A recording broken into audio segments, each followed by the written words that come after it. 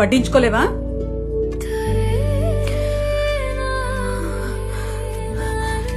కన్నారు కదా, వెళ్ళిపోవని మొహం మీద అర్థమయ్యేలా చెప్పకుండా ఎందుకింత డ్రామా?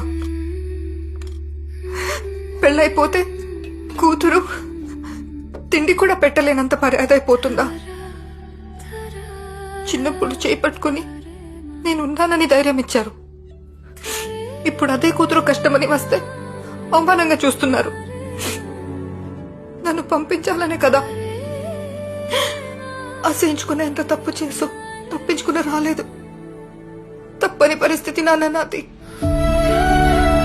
అమ్మా, నా తల్లి, నిన్ను బాధ పెట్టాలని మాకెందుకుంటుందమ్మా? ఇలా చేస్తే మా మీద కోపంతోనైనా నువ్వు అల్లుడి దగ్గరికి వెళ్తావని చిన్న స్వార్థం.